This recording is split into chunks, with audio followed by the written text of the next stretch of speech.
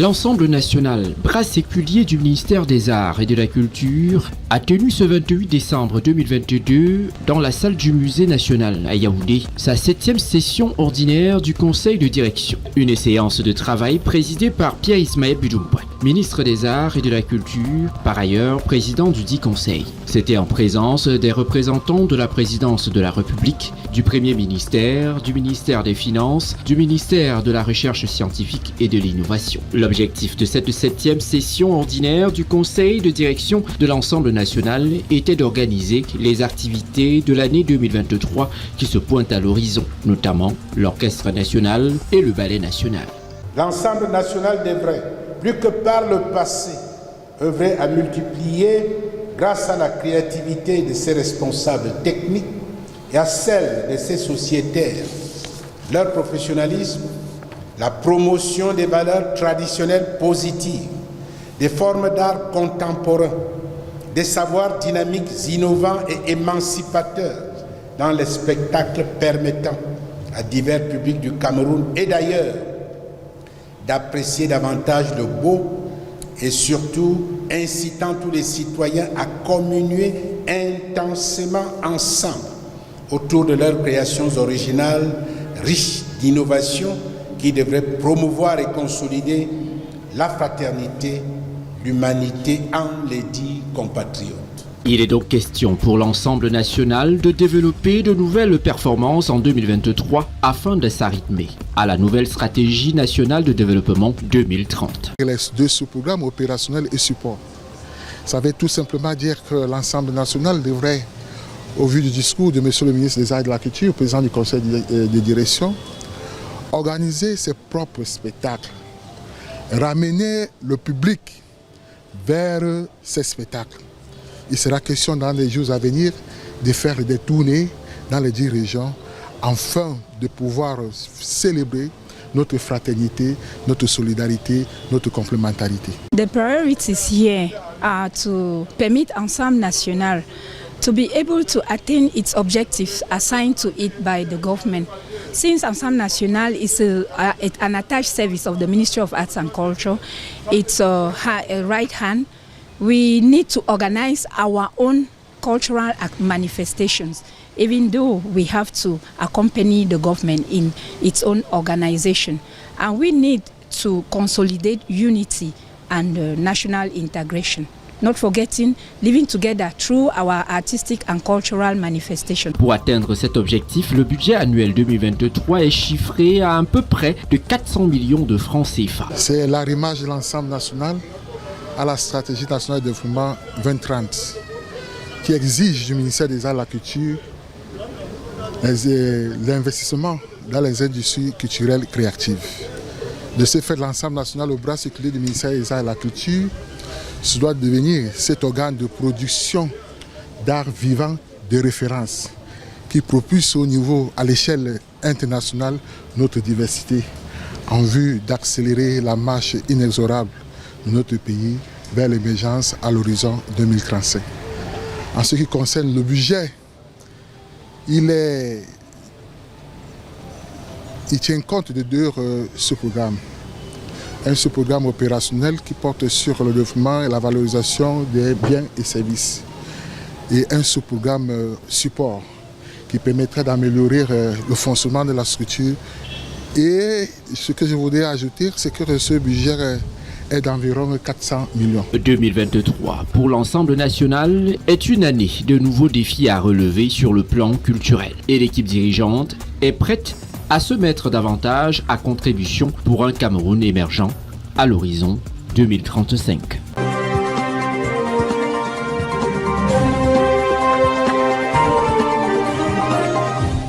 Côte d'Ivoire, édition spéciale. Ce 4 janvier 2023 était marqué par le premier Conseil des ministres de l'année du gouvernement de la République de Côte d'Ivoire. L'information multiplex sur CNN et NTV. Prévu à 11h ce mercredi 4 janvier 2023 au palais de la présidence de la République de Côte d'Ivoire, le premier Conseil des ministres du gouvernement a tenu toutes ses promesses avec la présence de tous les ministres arrivés tour à tour avec en boucle le Premier ministre, son Excellence Patrick Hachi. Puis ce fut au tour du vice-président de la République de Côte d'Ivoire de faire son entrée dans la salle du Conseil et de saluer chaleureusement tous les ministres en leur souhaitant une bonne et heureuse année. Avant l'arrivée du chef de l'État qui a fait son entrée très détendue et après avoir salué chaleureusement le vice-président de la République de Côte d'Ivoire, a salué tous les membres du gouvernement comme pour leur souhaiter une bienvenue à ce premier Conseil des ministres. Le Premier ministre Patrick Hachi, chef du gouvernement de la République de Côte d'Ivoire, a été le premier à prendre la parole. Tout y est passé, jeunesse, politique sociale. C'est un Premier ministre qui a montré tout l'engagement de son gouvernement. Permettez-moi, Excellence, au nom de l'ensemble des membres du gouvernement ici présents, de vous souhaiter une très belle, sainte et heureuse année 2023 et de vous adresser nos vœux les meilleurs de santé, de joie et de bonheur. Nous prions Dieu afin qu'il continue de vous accorder sa grâce infinie et ses bénédictions pour vous permettre de poursuivre avec toujours autant de détermination, de lucidité et de succès votre action de transformation et de modernisation de la Côte d'Ivoire. Excellence, Monsieur le Président de la République, comme vous l'avez souligné avec force et clarté lors de votre message de Nouvel An à la Nation, 2022 fut une année de défis considérables. Et grâce à votre leadership et à l'engagement de chacun des membres de votre gouvernement, également de victoires notables pour notre pays. En effet, face au contexte mondial d'une grande exigence, perturbant partout les écosystèmes, sous votre autorité, nous avons su réagir en temps et en heure pour préserver le pouvoir d'achat de nos compatriotes, accompagner notre secteur privé et atténuer les effets de ces crises sur notre économie. C'est alors que, rassuré par les propos de l'engagement des membres du gouvernement, par la voix du Premier ministre, son Excellence Patrick Hachi, le président de la République Alassane Ouattara s'est exprimé avec des mots forts de sens à l'endroit des ministres et du Premier ministre de la République de Côte d'Ivoire. Un sincère remerciement pour les vœux chaleureux formulés à notre endroit. Ces vœux traduisent votre engagement à tous d'œuvrer dans un esprit de solidarité et de dévouement pour le développement de notre beau pays. En retour, Monsieur le Premier ministre, je voudrais vous adresser, ainsi qu'à chacune et chacun d'entre vous, et au nom du vice-président, mes meilleurs vœux pour l'année 2023. Ces vœux s'adressent également à vos familles respectives, à vos proches et à l'ensemble de vos collaborateurs. Je vous souhaite tout particulièrement une année de santé, de bonheur et de prospérité, ainsi que le succès dans la consolidation des importants progrès enregistrés par notre pays, notamment en matière de développement économique et social, de renforcement de la paix et de la cohésion. Un point de presse a suivi le Conseil des ministres qui aura sûrement tenu toutes ses promesses, comme nous le confirme la synthèse point par point faite par le ministre de la Communication, porte-parole du gouvernement. Conseil des ministres, le premier de l'année, comme je vous l'ai indiqué, a débuté par des échanges de vœux, tradition oblige, entre le Premier ministre au nom du gouvernement et le Président de la République. L'occasion a été pour le Premier ministre de revenir sur l'action du gouvernement, sur le bilan de l'action du gouvernement, en mettant un accent particulier sur la résilience de notre pays et sur les efforts qui ont été faits, notamment pour maîtriser l'inflation, en vue de préserver le pouvoir d'achat des Ivoiriens. Le Premier ministre a également donné les grandes lignes de la feuille de route qui a été adoptée après le séminaire gouvernemental. Revenant sur le message de Nouvel An de son Excellence, Monsieur le Président de la République, le Premier ministre a pu souligner les points essentiels qui sont notamment donc la politique en faveur de la jeunesse et la création donc d'incubateurs pour soutenir l'innovation technologique, notamment dans le cadre du développement du digital. Le président de la République a mis l'accent sur le social et la jeunesse durant cette année 2023. Le président de la République a, comme il l'a indiqué dans son message de Nouvel An, salué les résultats du gouvernement dans un contexte mondial particulièrement difficile. Il a en outre rappelé que 2023 sera consacré à la jeunesse, à la promotion de la bonne gouvernance et des bonnes pratiques en matière de gestion. 4 mesures de projet et de communication et décrets ont été adoptés. Le Conseil des ministres a adopté 4 décrets au titre des mesures générales. Ainsi, au titre du ministère d'État, ministère des Affaires étrangères, de l'intégration africaine, de la diaspora, le Conseil a adopté un décret portant statut du consul honoraire de Côte d'Ivoire.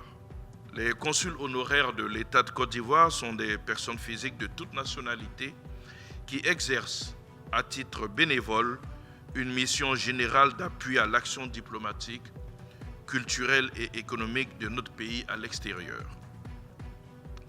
Ils apportent notamment concours et assistance aux chefs de mission diplomatique, aux chefs de poste consulaire ainsi qu'aux Ivoiriens résidant ou de passage à l'étranger par leur expérience et leur connaissance du milieu. Ce décret détermine les conditions de nomination des consuls honoraires de l'État de Côte d'Ivoire ainsi que les modalités d'exercice et de cessation de leurs fonctions. Au titre du ministère des Mines, du Pétrole et de l'Énergie, en liaison avec les ministères concernés, le Conseil a adopté un décret portant attribution d'un permis de recherche valable pour le molybdène et les terres rares à la Société pour le développement minier de la Côte d'Ivoire, donc la SODEMI, dans les départements de Boundiali, de Madinani et de Séguélon. Au titre du ministère de l'Économie et des Finances, en liaison avec les ministères concernés, le Conseil a adopté un décret portant attribution, organisation et fonctionnement de la cellule nationale de traitement des informations financières, en abrégé donc la CENTIF, une autorité administrative indépendante créée en application de la loi donc du 14 novembre 2016 relative à la lutte contre le blanchiment des capitaux et le financement du terrorisme. Au titre du ministère de l'Enseignement supérieur et de la Recherche scientifique, en liaison avec les ministères concernés, le Conseil a adopté un décret portant procédure de paiement des bourses d'études et secours financiers en Côte d'Ivoire et à l'étranger. Au titre du ministère d'État, ministère des Affaires étrangères, de l'intégration africaine et de la diaspora, 2 décrets portant nomination de 2 ambassadeurs extraordinaires et plénipotentiaires de la République de Côte d'Ivoire et 2 communications relatives à l'agrément de 2 ambassadeurs extraordinaires et plénipotentiaires près la République de Côte d'Ivoire ont été adoptées. Après 2 heures d'horloge du Conseil des ministres et un point de presse, 2 questions d'actualité sur l'Ukraine et les soldats ivoiriens encore retenus au Mali ont été éclairées par le porte-parole du gouvernement. Et c'est alors que les équipes de CNN et NTV ont recueilli quelques impressions et souhaits de bonne année des ministres au sortir de ce Conseil des ministres, le tout premier de l'année 2023. Je souhaite une excellente année à l'ensemble des Ivoiriens, une année dans la paix, la sécurité, dans la cohésion, et puis une année au cours de laquelle je souhaite que tous les projets en cours puissent aboutir afin que les Ivoiriens qui aspirent à un mieux-être puissent être satisfaits. Le président de la République a souhaité a décidé que cette année soit une année dédiée à la jeunesse. Et à cet effet, le Premier ministre prendra une initiative dans les jours à venir, notamment une réunion avec tous les ministères sectoriels dont la mise en œuvre des programmes impacte les jeunes. L'idée, comme le président l'a dit, c'est de construire un projet spécifique, plus global, en faveur des jeunes. Donc toutes les initiatives dans tous les secteurs en faveur des jeunes seront mieux coordonnées pour impacter véritablement la jeunesse dans notre pays. Mais nous sortons du premier conseil de l'année 2023, premier conseil au cours duquel le président a donné la feuille de route de chaque ministère. Nous donnons l'assurance aux populations que, comme l'a demandé le président de la République, nous aurons plus de proximité. Nous allons renforcer l'existence, ce que nous avons déjà fait en 2022. Nous mettrons un accent particulier à l'engagement. L'engagement de faire plus dans le volet et dans le domaine du social. Je voudrais saisir cette opportunité du premier jour du Conseil de l'année pour avoir renouvelé nos vœux à l'endroit des populations ivoiriennes. C'est au nom de cette population que nous travaillons autour du président de la République. Pour consolider cette paix, il faut que nous visions des axes visant à ancrer davantage le développement au cœur des territoires secondaires et faire en sorte qu'il y ait un développement territorial qui profite à tout le monde afin de faire en sorte que 2023 soit une année pleine de joie et de gaieté. Tout est bien qui finit bien. L'année 2023 commence sur les chapeaux de roue. En témoigne ce Conseil des ministres et l'engagement du Premier ministre Patrick Achi, chef du gouvernement, à exécuter la feuille de route du président de la République de Côte d'Ivoire, son Excellence Alassane Ouattara, par les membres du gouvernement.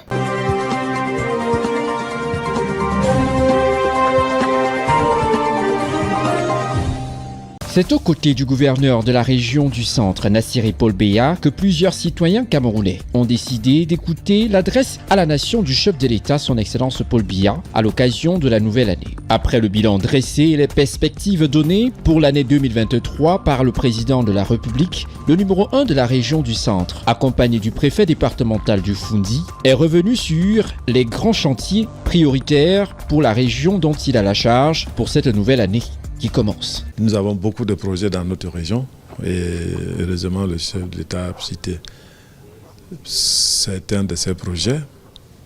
Par exemple, le projet Natigal qui sera mis en service en 2023. Tout est déjà fait, ils sont à plus de 90%. Le projet de Paipis, d'adduction d'eau de Sanaga pour Yaoundé, vous savez, déjà dans la ville. Nous sommes en train de creuser partout là pour déjà placer les tuyaux. Le projet d'électricité, nous avons de 250 kVA de Yaoundé à l'est. Nous avons de 90 kVA qui boucle de Yaoundé, qui sont tous presque à terme. Celui de 250 est déjà en service. Nous avons le projet de route qui concerne aussi notre région, l'autoroute Yaoundé-Simalène, section urbaine, qui va aussi commencer. Nous avons aussi l'autoroute Yaoundé-Douala, qui, première partie, est vers la fin. Et il y a aussi même un projet qui concerne le boucle de Yaoundé. Donc nous avons beaucoup de projets qui concernent notre région et notre région donc, bénéficie donc, de cette largesse du chef de l'État.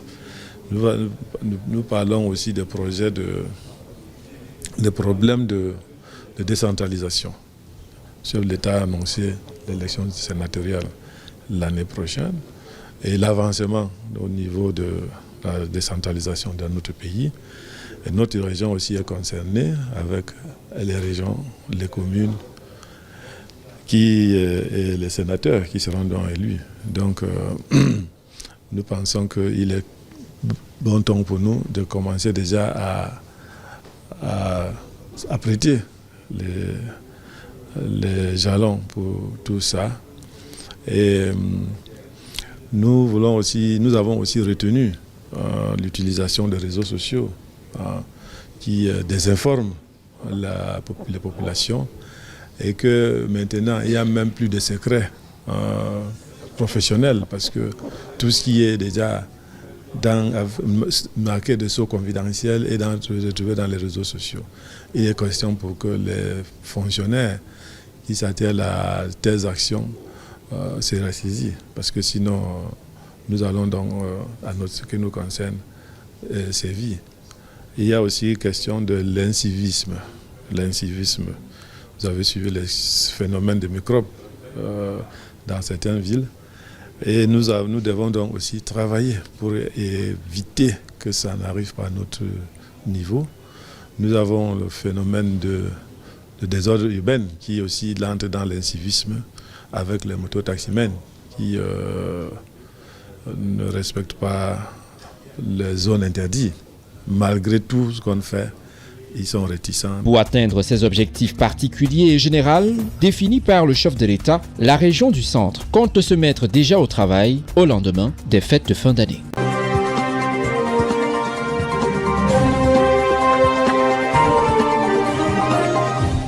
Monsieur Pascal Bioulac, maire de la Motte-Beuvron en France, a reçu son homologue ivoirien Monsieur Ndri Germain. Une rencontre de courtoisie entre les deux élus locaux qui s'inscrit dans le cadre d'un projet jumelage entre leurs communes respectives. Les deux élus ont épluché les perspectives de travailler ensemble pour le développement local dans les secteurs de l'économie, la culture, l'agro-industrie, le sport, la santé ainsi que le tourisme. Au cours de la visite, la délégation ivoirienne conduite par le maire Ndri Germain a eu une séance de travail avec des élus de la municipalité de la Motte-Beuvron en France. La Côte d'Ivoire et la France, vous savez, sont des amis de très longue date dans tous les domaines. Donc je suis heureux et fier d'être ici non seulement pour ce jumelage, mais aussi pour respecter un engagement que j'ai pris avec la jeunesse, les femmes et la population de Thiébissou. Une feuille de route qui conduira à un jumelage officiel entre les deux villes sous l'égide de leurs gouvernements respectifs. Nous avons pu aujourd'hui, en accueillant Monsieur le maire et sa délégation, écrire une feuille de route ensemble qui se veut être l'ouverture d'un partenariat pour travailler pendant 6 mois à élaborer une convention de jumelage que nous aurons le plaisir de signer. Une visite guidée conduite par M. Pascal Bioulac qui a conduit la délégation ivoirienne tour à tour à LNA Santé, Institut médical de Sologne, au parc équestre fédéral et l'unité de méthanisation. Ces visites ont permis de découvrir les atouts de la ville, la Motte-Beuvron. Le prochain rendez-vous a été pris au printemps prochain en Côte d'Ivoire afin de faire découvrir les potentialités de Thiébissou à la délégation La Motte-Beuvron.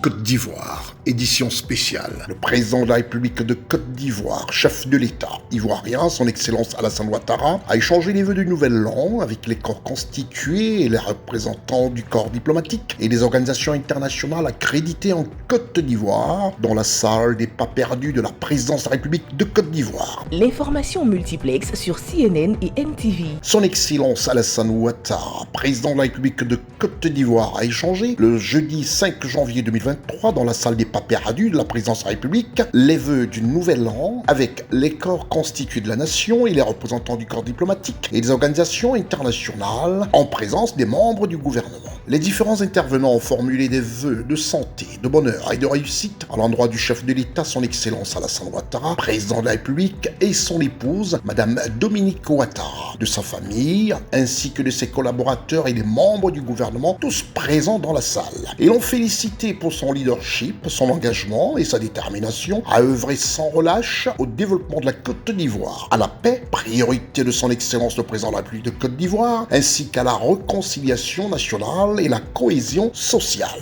Monsieur le Président de la République, au seuil de chaque nouvelle année, tel un rituel convenu, Votre Excellence a souvent convié le corps diplomatique accrédité dans votre beau pays à un échange de vœux avec vous. 2023, en ses débuts, n'en échappera point. C'est assurément l'occasion pour le corps diplomatique, dans son ensemble, de vous exprimer solennellement sa profonde gratitude de vivre avec vous cette belle et chaleureuse tradition et de saluer respectueusement toutes les honorables et distinguées personnalités qui vous entourent à l'occasion. En réponse au vice-doyen du corps diplomatique, dont le porte-parole de circonstance fut l'ambassadeur du Gabon en Côte d'Ivoire, son Excellence Alassane Ouattara a dit: Mesdames et Messieurs les ambassadeurs et représentants des organisations internationales, je saisis cette occasion pour saluer votre engagement en faveur du renforcement des relations d'amitié et de coopération entre la Côte d'Ivoire et les pays et organisations que vous représentez. C'est le lieu de relever votre contribution, dont l'impact sur le développement de mon pays est inestimable. Je vous adresse mes sincères remerciements, ainsi que ceux du peuple ivoirien. Ensuite, ce fut au tour du représentant des forces armées nationales de Côte d'Ivoire de prendre la parole. Excellence, Monsieur le Président de la République, chef suprême des armées, les forces de défense et de sécurité voudraient vous témoigner leur reconnaissance pour l'oreille attentive que rencontrent leurs préoccupations. En 2023, la Côte d'Ivoire procédera au renouvellement de ses instances locales et régionales. Nous savons l'importance et les enjeux liés à ces joutes électorales et la nécessité de réussir ce rendez-vous de la vie démocratique. Aux forces armées nationales de Côte d'Ivoire, par la voix du chef d'état-major, général des armées, M. Lassina Doumbia, qui a exprimé toute sa gratitude au chef de l'État de Côte d'Ivoire, son Excellence Alassane Ouattara, le président a dit: Pour cette année 2023, vous avez identifié 2 échéances importantes pour la vie nationale. La première, ce sont les élections locales, c'est-à-dire municipales et régionales, qui devraient confirmer la consolidation des progrès démocratiques de notre pays avec des élections apaisées. Quant à la deuxième, qui est la sécurisation de la 34e Coupe d'Afrique des Nations, la CAN, prévue en janvier 2024, ce sera un moment de célébration de la jeunesse sportive africaine. C'est-à-dire qu'en 2023, la Côte d'Ivoire va cristalliser l'attention des observateurs du monde entier. Les institutions de la République de Côte d'Ivoire ont exprimé leurs sentiments par la voix féminine de Mme Diakité Koti, épouse Kanaté. Excellence, Monsieur le Président de la République, les présidents des institutions de la République vous prient de recevoir ici le témoignage renouvelé de leur infinie gratitude pour la confiance que vous leur manifestez et l'importance que vous accordez au fonctionnement régulier des institutions dans l'atteinte de nos nobles et ambitieux objectifs pour notre chère Côte d'Ivoire. Prenant la parole, son Excellence Alassane Ouattara, président de la République de Côte d'Ivoire, s'est exprimé. Mesdames et messieurs, en tant que premier responsable des prestigieuses institutions que vous représentez et qui sont essentielles pour notre démocratie, vous êtes appelés à contribuer à la formulation de solutions idoines face aux problématiques qui s'imposent à notre pays. Par conséquent, la nation et nos concitoyens attendent beaucoup de vous. Et je sais que vous saurez rendre à nos concitoyens la confiance placée en vous. La Confédération générale des entreprises de Côte d'Ivoire était elle aussi présente à cette cérémonie de vœux au président de la République de Côte d'Ivoire. Monsieur le Président de la République, avec vous, la Côte d'Ivoire est régulièrement citée parmi les leaders mondiaux de la croissance économique, dont la retombée se traduit par la réalisation de multiples chantiers de développement qui ont amélioré les conditions de vie de nos populations. Poumon de la nation économique ivoirienne, la Confédération générale des entreprises de Côte d'Ivoire, les PME, petites et moyennes entreprises, ont écouté avec une particulière attention le message de gratitude de son Excellence Alassane Ouattara à leur endroit. Monsieur le Président de la Confédération générale des entreprises de Côte d'Ivoire, Monsieur le Président de la Fédération ivoirienne des petites et moyennes entreprises de Côte d'Ivoire, pour lutter contre la cherté de la vie, nous avons pris des mesures fortes, notamment les subventions de l'État, le plafonnement temporaire du prix de plusieurs denrées de première nécessité et l'augmentation du pouvoir d'achat de nos fonctionnaires et de nos retraités.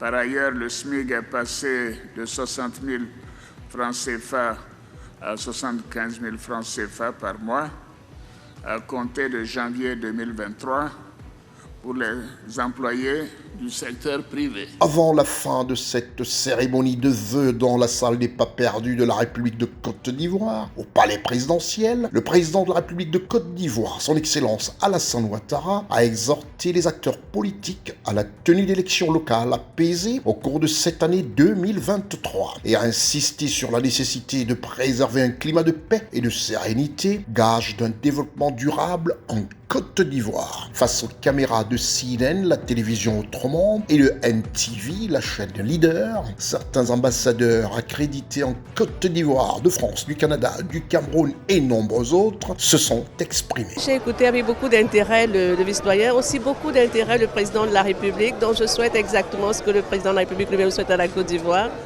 C'est-à-dire nous saluons avec lui la réconciliation retrouvée, nous saluons la confiance entre les différents acteurs politiques parce que c'est important. Nous saluons tous les efforts qui sont faits en matière de sécurité, comme il a dit lui-même, à défi global, coopération internationale. Il croit à la coopération internationale, il croit à l'action conjuguée des différents acteurs de la scène politique internationale. Et puis évidemment, comme il a dit pour conclure, il souhaite le retour de la paix en Ukraine par la voie du dialogue et de la concertation politique. C'est exactement ce que je souhaite. Je tiens au nom du Canada à souhaiter nos meilleurs vœux à toute la population ivoirienne de la Côte d'Ivoire et aussi au gouvernement et à son Excellence le Président de la République. Nos meilleurs vœux, on sait que c'est l'année de la jeunesse, comme l'a déclaré son Excellence le Président de la République, que ce soit la jeunesse, les jeunes filles et les femmes. C'est vraiment une inclusion, l'intégration pour le développement, pour la solidarité dans le pays. Et le Canada vise à appuyer ce développement. Donc c'est main dans la main ensemble que nous allons avancer. Donc encore une fois, nos meilleurs vœux à la Côte d'Ivoire de paix, de prospérité et d'avancement. Le président Ouattara l'a dit, on est dans un moment de calme, de sérénité. Beaucoup a été fait en 2022 pour que les acteurs politiques de ce pays se parlent, se respectent. L'objectif, c'est que les élections locales en 2023 se passent bien, dans le calme, dans la sérénité. Comme ça se passe à l'aube d'une nouvelle année. Et ça avec beaucoup de sincérité, comme certains me l'ont relevé, que ça a été dit. Vraiment, on lui souhaite une très bonne santé. Une très très bonne santé pour qu'il continue de diriger le navire Côte d'Ivoire et l'amène à bon port. L'Union européenne est présente depuis 1961 ici en Côte d'Ivoire et nos relations sont aussi très, disons, multidimensionnelles. Des relations politiques fortes, des relations économiques avec des accords commerciaux, des accords économiques justement pour permettre aux exportations de la Côte d'Ivoire d'aller en Europe. Et des relations de coopération, de partenariats internationaux qui font que depuis toujours l'Union européenne a des programmes de développement en Côte d'Ivoire. Nous sommes venus témoigner notre gratitude à son Excellence, toute notre reconnaissance, mais aussi lui présenter nos vœux les meilleurs de bonne santé, de paix intérieure, de paix familiale, de paix pour le pays, mais surtout que notre pays continue dans le sens de la progression du développement dans lequel nous sommes. Bonne année 2023 à tous de la part des équipes de CNN et de NTV et que Dieu bénisse la Côte d'Ivoire. Restez des nôtres et bonne suite des programmes sur CNN et NTV.